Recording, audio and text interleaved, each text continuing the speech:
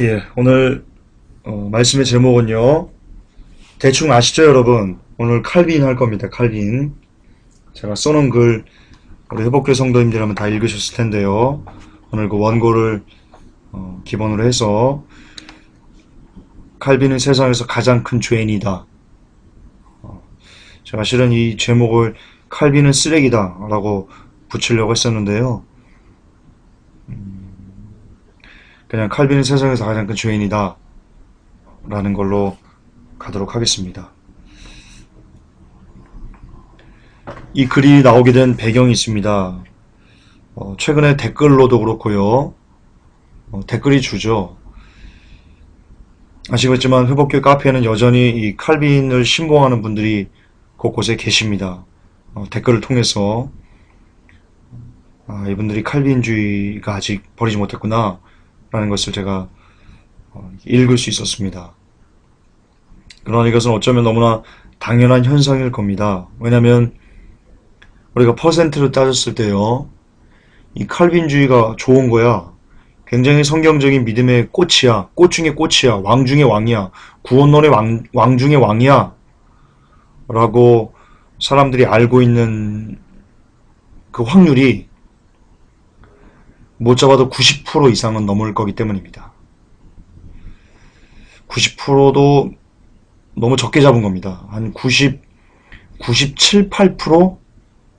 예, 한국교회가 1000만 성도라면 그 중에 980만 명 정도는 모르긴 몰라도요. 이 칼빈주의를 그 믿음의 꽃이다, 구원론의 꽃이다, 이런 식으로 알고 있는 분이 대다수입니다. 왜 그러냐면요. 왜 제가 그것을 여러분들에게 퍼센테이지로, 야, 김준사 너 너무 잘난 체하는 거 아니야? 네가 퍼센트를 어떻게 알아? 제가 왜 그렇게 말씀드리냐면요. 여러분 장로교 그리고 뭐 침례교, 기감, 뭐 순복음 이렇게 다 이렇게 나눠져 있지 않습니까? 근데 희한하게요. 다른 것들은 많이 이렇게 사상들이 다른데요. 유독 이 구원론만큼은 굉장히 교단이 다름에도 불구하고 같은 목소리를 낸다는 것에 있습니다. 이것은 제가 실질적으로 현장에서 취재하면서 그 목사님들 통해서 제가 들었고요. 그리고 거의 대다수의 신학교에서 이 칼빈주의 구원론을 가르칩니다. 감리교에서도 가르치고, 희한합니다. 감리교는 아시겠지만 존 웨슬레가 이 칼빈주의의 이 한 번 구원 영원한 구원, 이 칼빈주의 이걸 거의 완전 쓰레기라고 하면서 죄송한데 박살을 냈는데, 존 웨슬레가. 근데 왜 감리교에서조차 이 칼빈주의를 많이 이 구원론으로 차용을 해서 가르치는지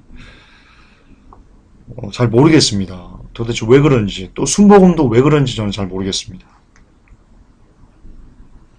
어쨌든 이 칼빈주의 구원론이 성경적인 믿음의 꽃이다, 구원론의 왕 중의 왕이다 라고 실질적으로 안타깝게도 한국교회에서 성도들에게 이렇게 가르쳐지고 있는 것이 사실입니다. 이거는 누구도 부인하기 힘듭니다. 왜냐, 팩트니까 그렇습니다.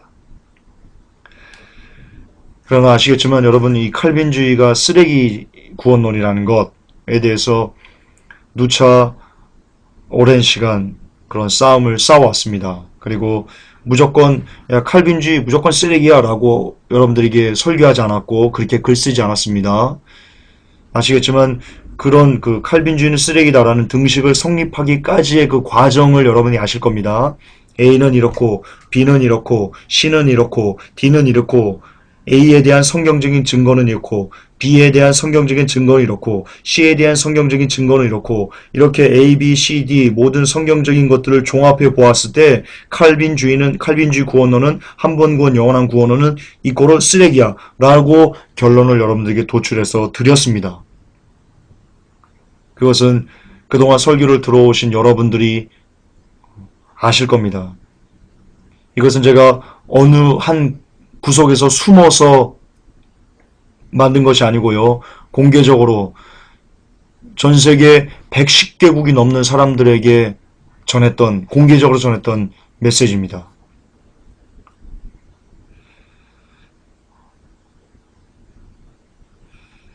그리고 아시겠지만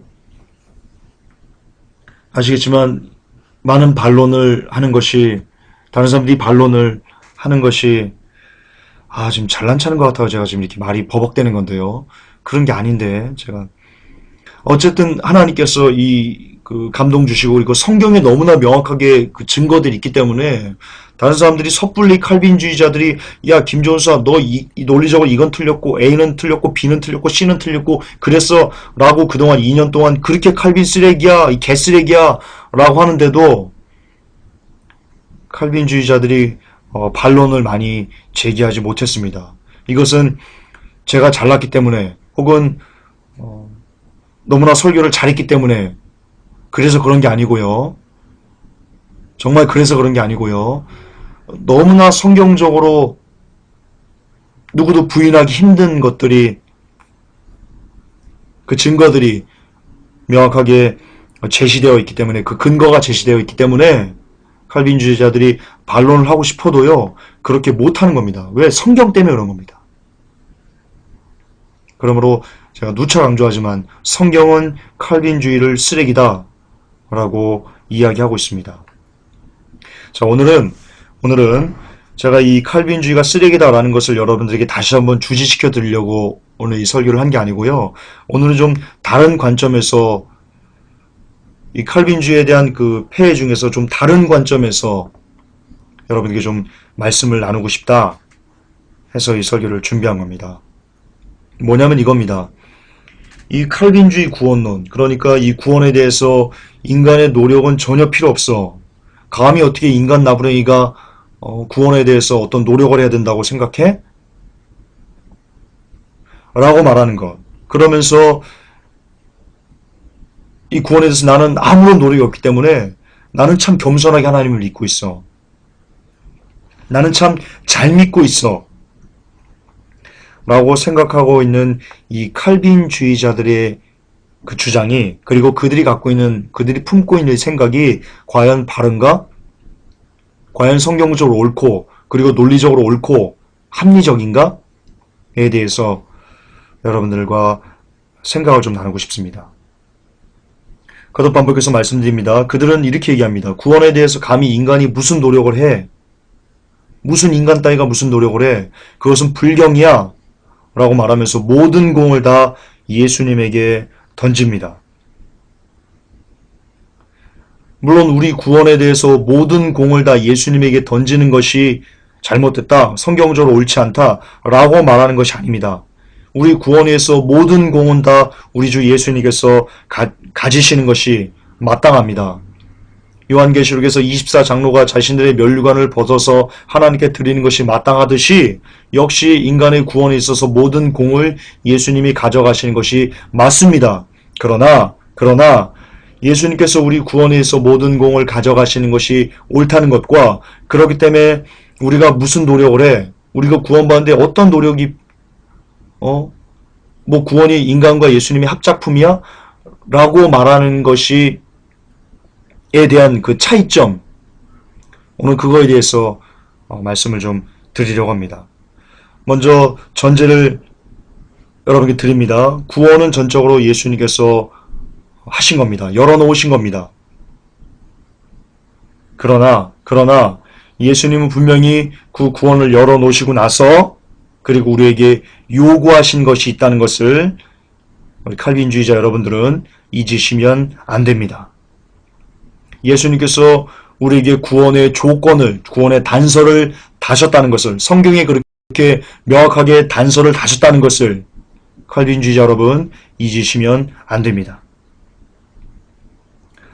다시 한번 강조하겠습니다. 모든 공을 예수님에게 다 던지고 나서, 그리고 그것이 우리는 아무런 것도 안 해도 돼, 우리는 구원에 대해서 아무것도 할 필요가 없어 라고 말하는 것이, 이것이 참 겸손이다, 자신을 낮추는 자세다, 이것이 잘 믿는 거다 라고 칼빈주의자들은 주장합니다. 그러나 정말 그럴까요? 그것이 정말 살아있는 믿음이 될 수 있을까요? 그것이 정말 겸손이고 자신을 하나님 앞에서 낮추는 그런 모양새일까요?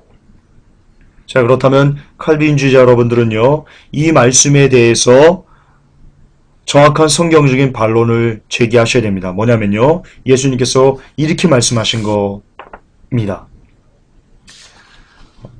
너희들 열매를 맺어라.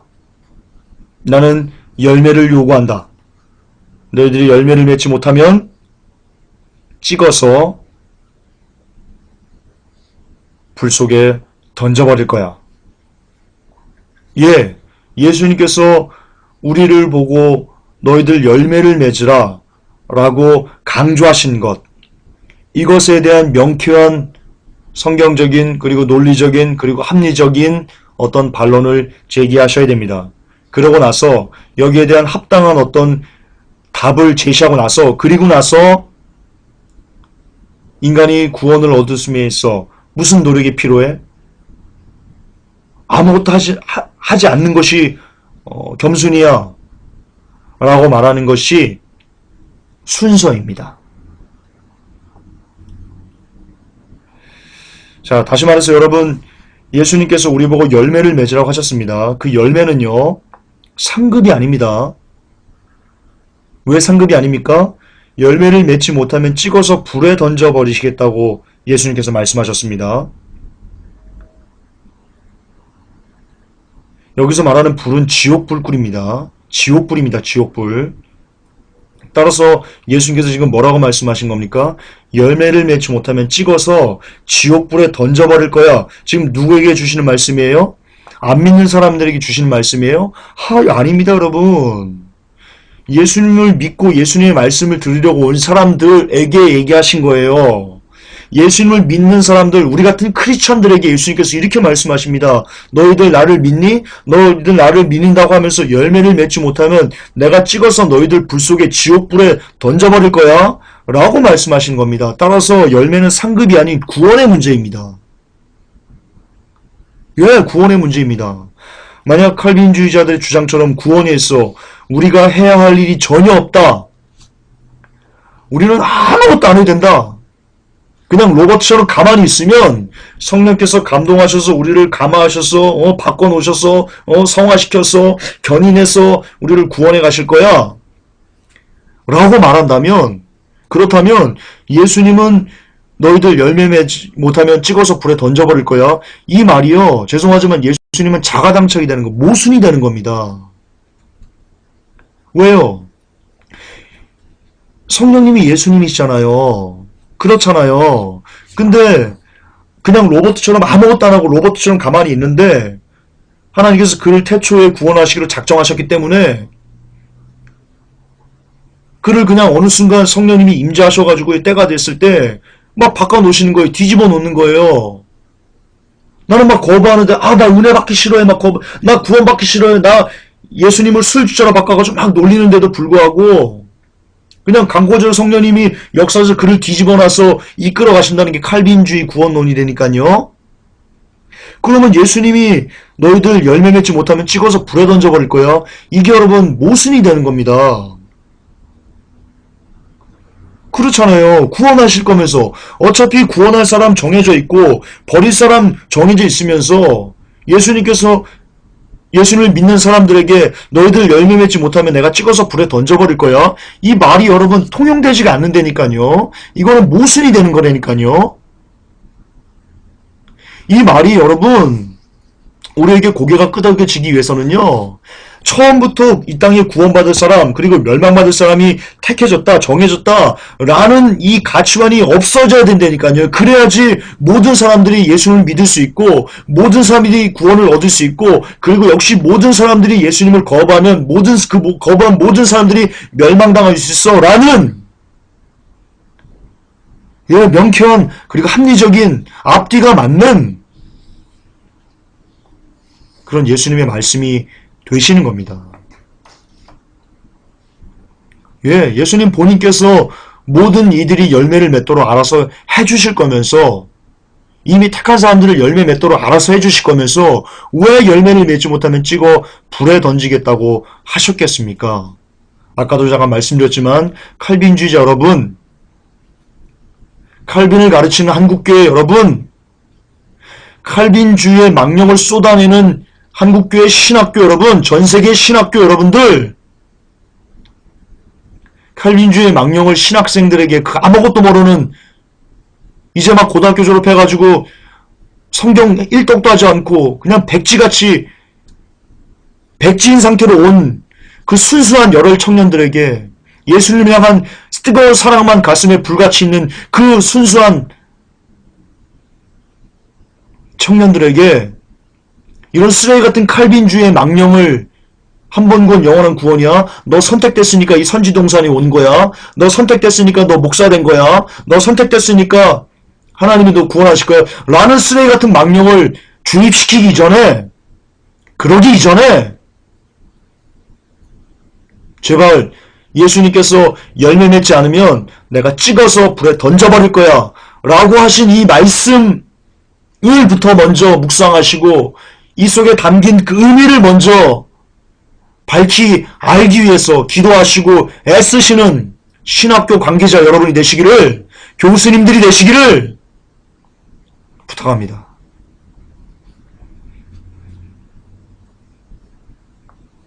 다시 칼빈주의 여러분 부탁합니다.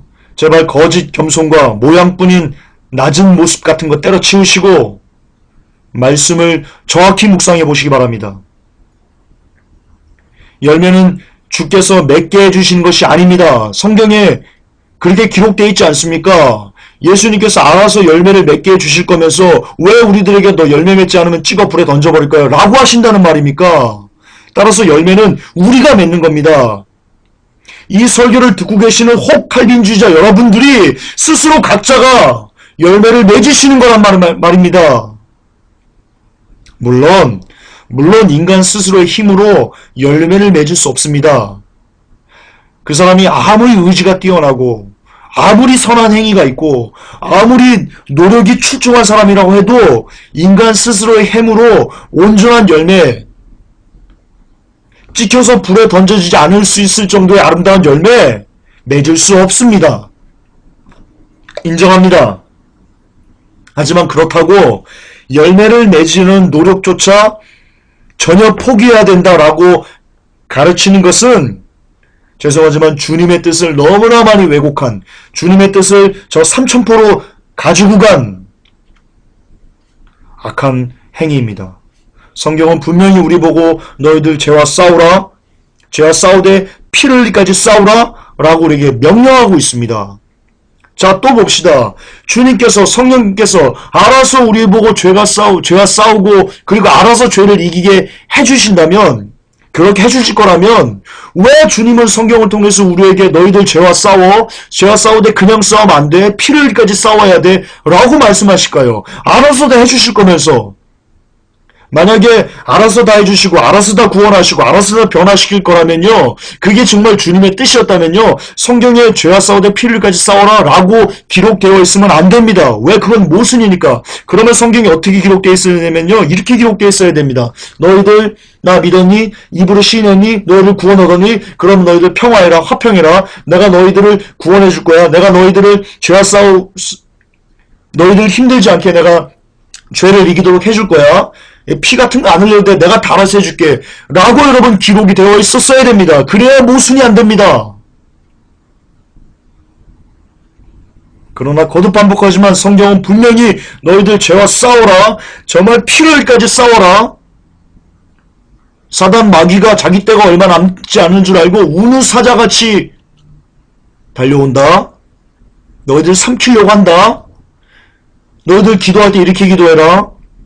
하늘에 계신 우리 아버지라고 하면서 우리를 시험에 들게 하지 마옵시고 다만 악에서 구원하소서. 거기서 악이 여러분 사탄입니다. 데빌입니다. 악마입니다.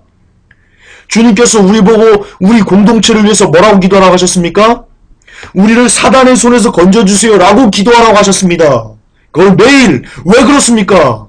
우리가 조금만 낙심하고 우리가 조금만 방심하고 그러면 사단이 우는 사자처럼 우리 영혼을 삼키기 때문입니다. 자, 여기서 또 모순이 나옵니다. 만약 칼빈주의자 여러분들이 주장하는 것처럼 주님께서 알아서 다 예정됐으니까 구원하시고 알아서 다 이끌어가시고 알아서 다 성화시키고 그러실 거라면 왜 주님은 우리에게 주기도문을 가르쳐줬습니까? 왜 주님은 우리 보고 사단의 손에서 우리를 건져내달라고 기도하라고, 이 공동체를 건져달라고 기도하라고 왜 그런 말씀을 우리에게 주셨습니까? 해석해보세요, 칼빈주의자 여러분들. 신학교 교수 여러분들 해석해 보세요.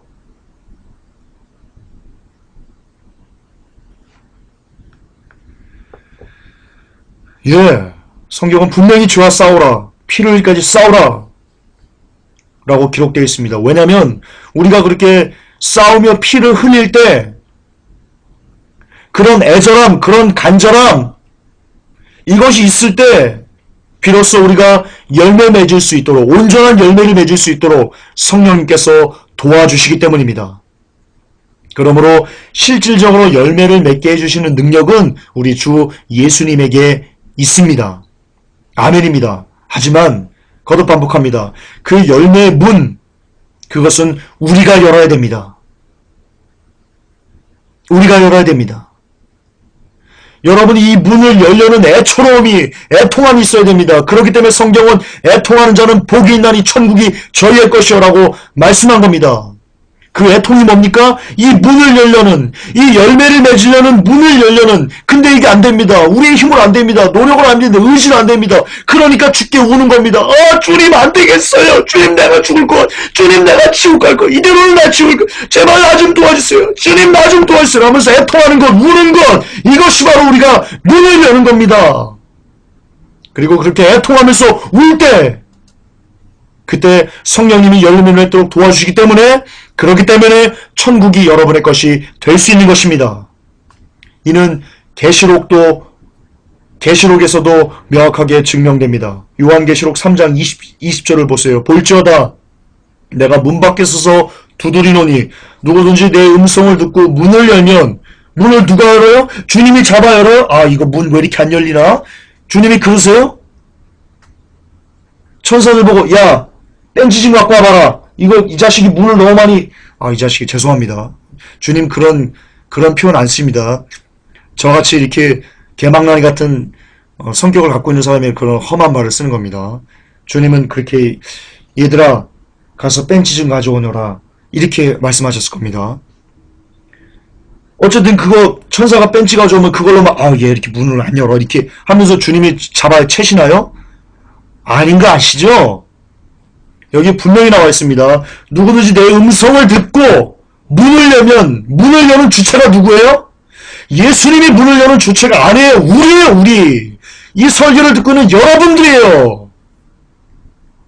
따라서 우리가 문을 열면, 그분의 음성을 듣고 우리가 문을 열면, 그럴 때 주님께서 우리에게 들어와서 우리와 함께 먹고 우리와 함께 사시는 겁니다. 여러분, 이 말씀과 마태복음 7장 19절의 말씀은 다르지 않습니다.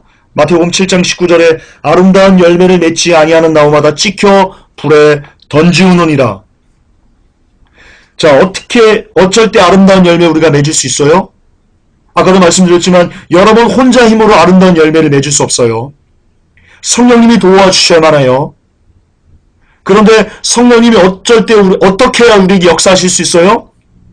우리 안에서 우리를 인도해 가실 수 있어요? 죄송하지만 강권적으로요. 우리가 문을 열 때예요. 주님 도와주세요. 간청할 때예요. 성경이 주님을 만난 사람들 보세요. 주님 만난 사람들 보세요. 고넬료 보세요.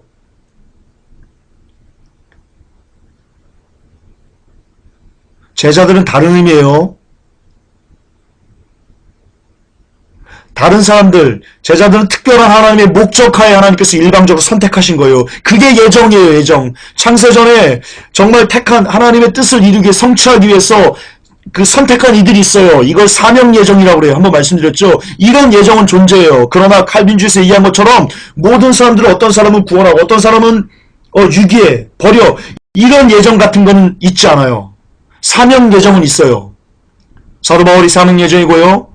엘리야가 사명 예정이고요. 에레미야가 사명 예정이었어요. 12사도가 사명 예정이었어요. 말 나오니까 한번 말씀드릴게요. 예수님께서 요한복음에서 이렇게 되어 있습니다. 내게 주는 자는 하나도 잃어버리지 않는다. 여러분 그거 12제자 얘기하는 거예요. 그러나 한 명 멸망에 처한 자는만 빼고 그거 나중에 요한복음 쭉 보세요. 12제자 얘기한 거예요. 모든 사람들을 얘기한 게 아니고요. 나중에 제가 성경을 근거로 다시 한번 여러분 증명해 드릴게요. 어떤 내용이냐면요. 예수님께서 이제 얘기하고 그를 가라고 해서 제자들 다 가라고 합니다. 예수님 혼자 잡혀가시고 그때 뭐라고 나오냐면 내게 주신 자는 하나도 잃어버리지 않는다는 말씀을 성취하기 위해서다 라는 구절이 같이 동작합니다. 따라서 여러분 요한복음에서 내게 오는 자는 내가 하나도 잃어버리지 않고 멸망의 자식뿐이요. 그 말은요 우리 모든 사람들에게 적용된 게 아니고 12사도에게 한정돼서 적용되는 문제입니다. 착각하시면 안 됩니다.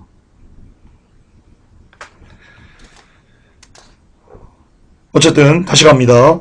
요한계시록 3장 20절에 볼지어다 내가 문 밖에 서서 두드리노니 누구든지 내 음성을 듣고 문을 열면 내가 그에게로 들어가 그로 더불어 먹고 그는 나로 더불어 먹으리라. 이 말씀과 마태복음 7장 19절에 아름다운 열매를 맺지 아니하는 나무마다 지켜 불에 던지오니라. 이 말씀은요 다른 말씀이 아니고 똑같은 말씀입니다. 우리가 문을 열 때 성령께서 우리에게 우리가 아름다운 열매를 맺을 수 있도록 우리를 도와주신다는 겁니다. 예, 이것은 하나의 말씀입니다. 주께서 문을 두드리실 때 내가 문을 열어야 그분과 하나가 될 수 있고 그래야 열매를 맺을 수 있게 되는 것입니다. 그러므로 문을 여는 행위는 반드시 있어야만 합니다. 이는 행위 구원이 아닙니다. 문을 여는 행위가 있다고 이것을 행위 구원이라고 얘기하는 것은요. 뭐라고 설명할까요? 이것을 뭐라고 설명해야 되는지 생각이 안 나네. 다시요. 문을 여는 행위가 있어요. 그래서 이것을 해야 된다고 해가지고 이것을 문을 열었다. 그래서 이것을 행위 구원이다 라고 말하는 것은요. 제가 만약에 주머니에 어떻게 끈에다가 10,000원짜리를 딱 꺼냈어요. 그러니까 그 10,000원짜리 꺼낸 걸 보고요. 사람들이요. 야 김광훈 선수 100만장자네? 제 주머니에 10,000원이 전부거든요. 이거와 똑같은 거예요 여러분. 여러분 이 비유가 거의 맞을 거예요. 너무 지나친 일반화에 오른 거예요. 자라보고 놀란 가슴이 소뚜껑만 보고도 화들짝 놀라는 것과 똑같은 거예요. 왜? 전혀 행위 구원과는 매치가 될 수 없는 부분이기 때문입니다. 제 주머니에서 10,000원짜리 땅에 떨어졌다고 제가 100만장자예요? 통장이 200만원도 없는데요?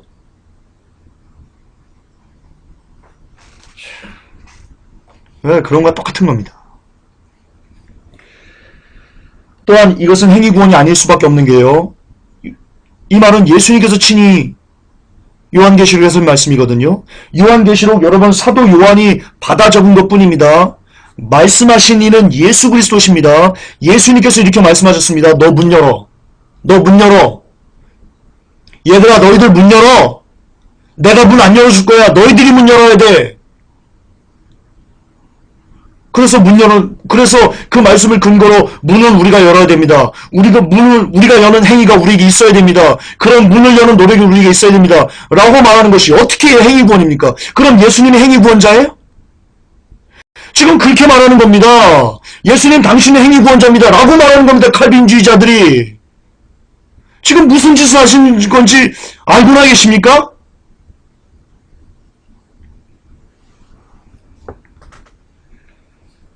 그러므로 문을 열어야 열매를 맺을 수 있다에 대해서 문도 주님이 열어주시는 것이다 라고 우기는 칼빈주의자가 있다면 묶어놓고 잘 돌봐주셔야 됩니다. 그리고 회개하셔야 됩니다. 그 말씀은 여러분이 그렇게 가르치는 것은 말씀을 너무나 왜곡시키고 너무나 변질시키는 성령 회방죄를 여러분들이 지금 짓고 있는 것이기 때문입니다. 성령 회방죄가 제가 뭐라고 여러분들에게 설교했습니까? 성령 회방죄는요. 말씀을 변개하는 것이 성령 회방죄입니다.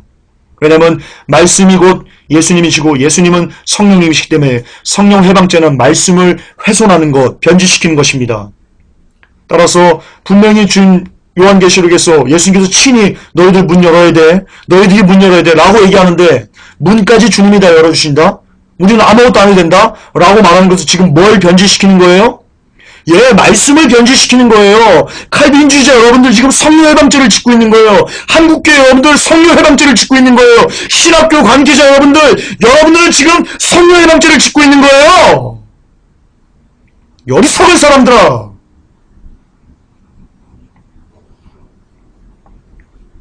그러므로 칼빈은 이 세상에서 가장 거대한 악인입니다. 왜? 그 하나 때문에 너무나 많은 사람들이 말씀의 변질을 경험하며 지옥으로 쏟아져 가고 있기 때문입니다. 존 칼빈 당신만 아니었어도 영혼들이 이렇게 지옥으로 쏟아지지는 않았을런지도 모릅니다. 그렇습니다. 칼빈이 세상에서 가장 큰 죄인이고 가장 큰 악인이고 가장 거대한 개쓰레기입니다. 자, 그럼 진짜 믿음은 무엇입니까? 예수님께 나는 겸손해요 라고 무엇을 거칠애로 보여주는 쇼가 아닌 정말 예수님께 겸손을 가지고 그리고 예수님이 좋아하시는 참된 믿음을 갖고 구원의 길을 걸어가는 그 진짜 믿음은, 참된 믿음은 무엇이겠습니까? 그것은 바로 열매를 맺으려고 분투하는 삶입니다. 그렇습니다. 그것이 진짜 믿음이고 그것이 진짜 예수님을 즐겁게 해드리는 아름다운 성도의 노력입니다.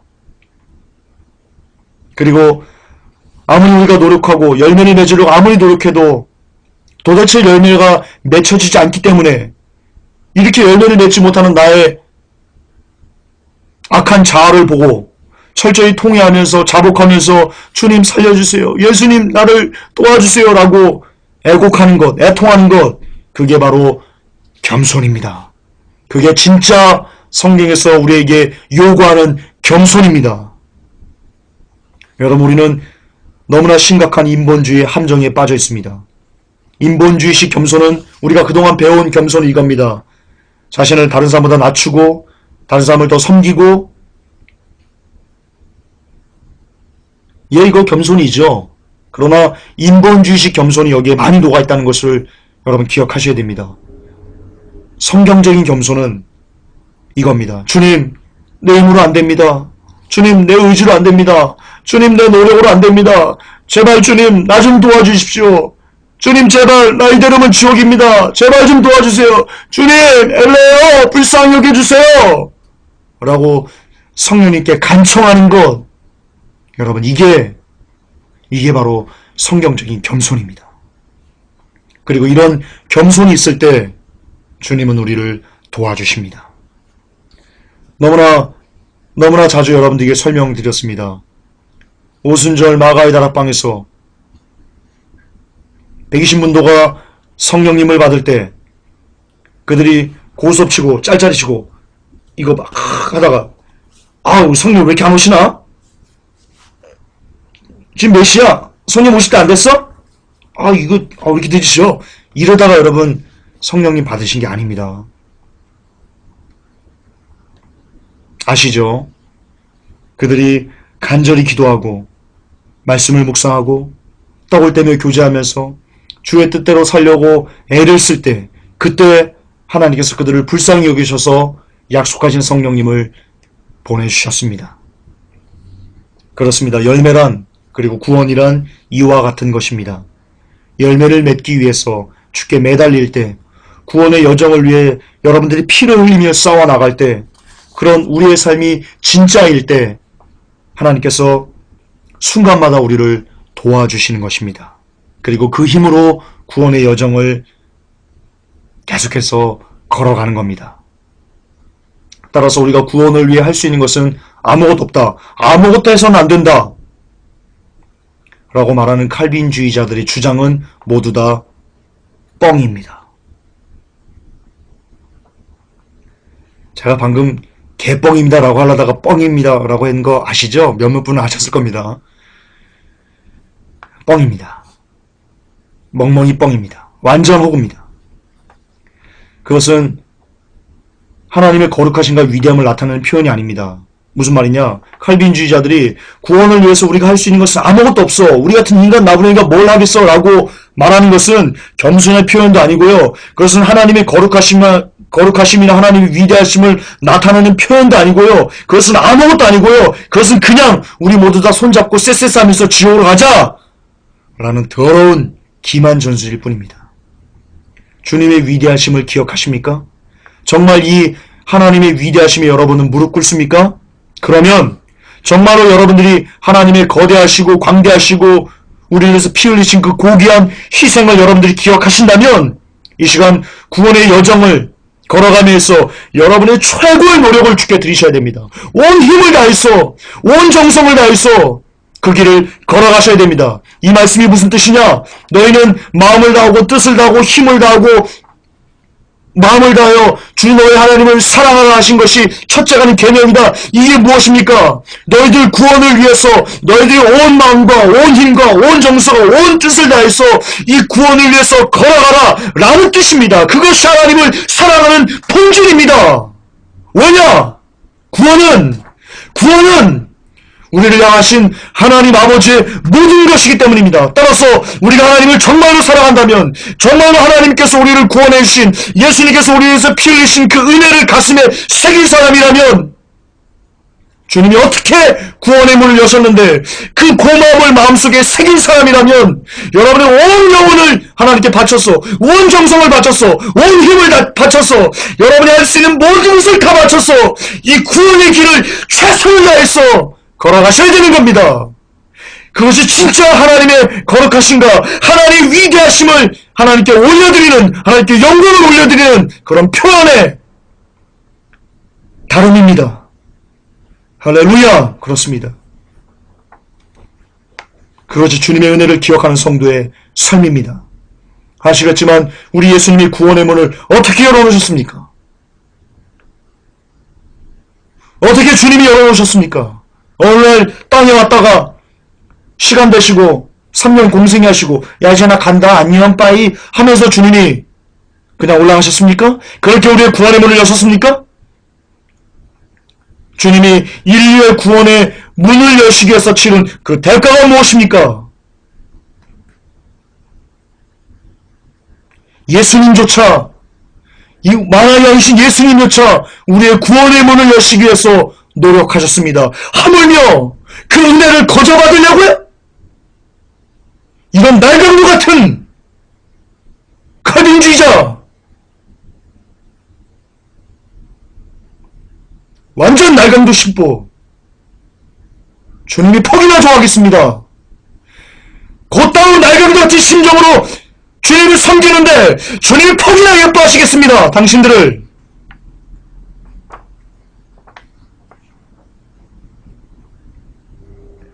다시 강조합니다. 그 은혜를 기억하는 성도라면, 그 십자가의 은혜를 기억하는 성도라면 그 고귀한 희생으로 여신 구원의 길을 헛되게 하지 않기 위해서라도 여러분의 피를 장렬히 이 땅에 뿌리겠습니다. 우리의 피를 장렬히 뿌리겠습니다.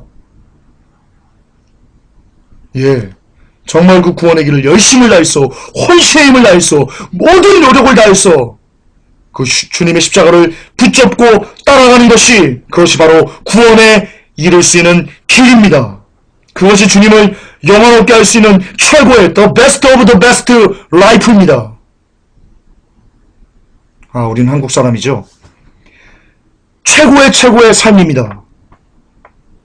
칼빈주의자 여러분, 오늘도 칼빈 나부랭이 지식을 성도들에게 가르치는 한국교회 여러분, 이제 막 들어온 열혈 청년들에게 칼빈의 망령을 심어서 쓰레기들을 양산해는 신학교 여러분, 속히 회개하시기 바랍니다.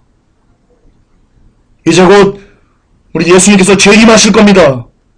재림하셨을 때 여전히 여러분들이 칼빈을 가르치고 있고 한 번 구원 영원한 구원이라고 얘기하고 있고 구원에 대해서 아무것도 하지마, 그냥 나무 토막처럼 가만히 있어야 돼 라면서 그들을 지옥으로 보내는 그 일을 하고 있다면, 우리 주님께서 그 입에서 나오는 말씀의 검으로, 그 진로의 검으로 여러분을 모두 다 베어서 지옥 불구덩이에 던져버리실 것이기 때문입니다. 속히 아직 주께서 이 땅에 재림하지 않으신 지금이 바로 여러분이 살 수 있는 때요, 여러분이 구원받을 수 있는 유일한 시간입니다. 이제 주님이 오시면 여러분들은 구원받을 수 있는 시간이 없게 될 것입니다. 하나님,